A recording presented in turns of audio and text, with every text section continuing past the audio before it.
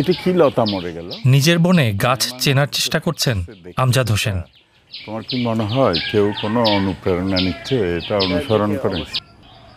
বাংলাদেশের দক্ষিণাঞ্চলে চট্টগ্রামের মিরসরাইয়ে তিনি এই মিয়াওয়াকি বন গড়ে তুলেছেন। মাত্র 2 থেকে 2.5 বছর আগে প্রায় 4000 বর্গফুট জমি গবেষকদের সহায়তায় এই বনের উপযুক্ত করে গড়ে তুলে 120টিরও বেশি দেশি গাছ লাগান তিনি ও তার দল। সেই গাছগুলো আজ এমন ঘন বনে পরিণত হয়েছে। কোনো কোনো গাছ 30 থেকে 40 ফুট পর্যন্ত উঁচু হয়ে বেড়ে উঠেছে বলে জানালেন আমজাদ। একটা কৃষ্ণচূড়া গাছ এই 2 বছরে অলরেডি 35-40 ফিট উচ্চতায় চলে গেছে। তো এই মিয়াওয়াকি ফরেস্টের বিশেষত্ব হলো এটার একটা নিজস্ব ইকোসিস্টেম তৈরি হয়। আমরা যেই গাছগুলো এখানে বুনছি সেই গাছগুলা এই যে সোনা পাহাড় মিরসরাই আমাদের প্রজেক্টের এই 500-600 গজ পিছনে যে পাহাড়ে যে প্রাকৃতিক বন আছে সেখান থেকে প্রজাতিগুলো নিয়ে আসা। এই মিয়াওয়াকির যে নিয়ম পদ্ধতি সেই পদ্ধতিতে আমরা এটা সয়েলটাকে ডেভেলপ করে এবং গাছগুলো আমরা পুঁতি আমরা বনি এখন থেকে ঠিক 2 বছর আগে। তো যারা বিশেষজ্ঞ এই বিষয়ে যারা অবহিত তারা সবাই বলছে যে এটা একটা সফল মিয়াওয়াকি ফরেস্ট।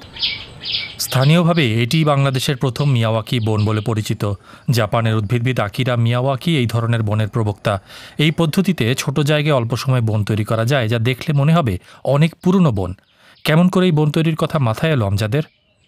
এই জায়গার চারিপাশে কয়েকশো ইটভাটা আছে এবং এই ইটভাটাগুলো চলে মূলত হলো পাহাড় কাটা মাটি দিয়ে। পাহাড় যখন কাটা হয় তখন গাছ আগে কাটতে হয়, সুতরাং ডিফরেস্টেশনের একটা কন্টিনিউয়াস প্রসেস এই হিলস রেঞ্জে আছে। আমাদের উদ্দেশ্য ছিল যে এইটার একটা কাউন্টার ন্যারেটিভ তৈরি করা। বাংলাদেশের প্রতি বর্গ কিলোমিটারে জার্মানি বা যুক্তরাজ্যের চেয়ে গড়ে অন্তত 5 গুণ বেশি মানুষ বাস করেন। আর এত মানুষের খাদ্য উৎপাদন এবং থাকার বা কাজের জায়গা দিতে গিয়ে প্রতি বছর বন কাটতে হচ্ছে। সরকারি হিসেবে এখন বাংলাদেশে বনভূমি মোট জমির প্রায় 15 ভাগ। গত 2 দশকে দেশটি হারিয়েছে প্রায় 2.5 লাখ হেক্টর বনভূমি। সেই হিসেবে অল্প জায়গায় ঘন বন গড়ে তোলার এই মিয়াওয়াকি পদ্ধতি একটি সমাধান হতে পারে বলে মনে করেন আমজাদ। বাংলাদেশে তো ফরেস্ট যথেষ্ট কমে গেছে এবং দ্রুত এটা ক্ষীয়মান, এটা আরও কমবে। সেখানে খুব অল্প জায়গায় কিভাবে একটা ছোট ফরেস্ট মাইক্রো ফরেস্ট তৈরি করা যায় সেটার একটা উদাহরণ হিসেবে তৈরি করল। একই মত চট্টগ্রাম বিশ্ববিদ্যালয়ের বন ও পরিবেশ বিভাগের এই শিক্ষকেরও। বিশ্ববিদ্যালয়ের বন বিভাগের শিক্ষার্থীরাও অল্প জায়গায় একটি ঘন বন তৈরি করেছেন। সেই গল্পই বলছিলেন তিনি। এখানে আমরা বাংলাদেশের নেটিভ জাতের 50 প্রজাতির গাছ আমরা এখানে লাগিয়েছি। 2 একরের কাছাকাছি জায়গা এবং 8000 চারা আমরা লাগিয়েছি। 150 জন স্টুডেন্টে লাগিয়েছে এবং তাদেরকে এখনও এটার উপর পরীক্ষা দিতে হচ্ছে।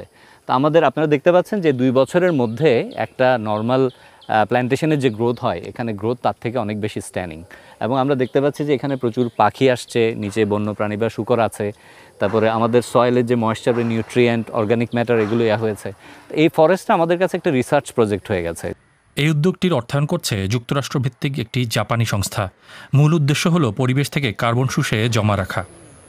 তাদের লক্ষ্য এই বনায়নের মাধ্যমে পরিবেশ থেকে 100 টন কার্বন শোষণ করা। সরকারি স্কুল, সরকারি কলোনি, বিভিন্ন জায়গায় হয়তো এরকম ছোট স্পেস আছে গাছ লাগানোর জন্য।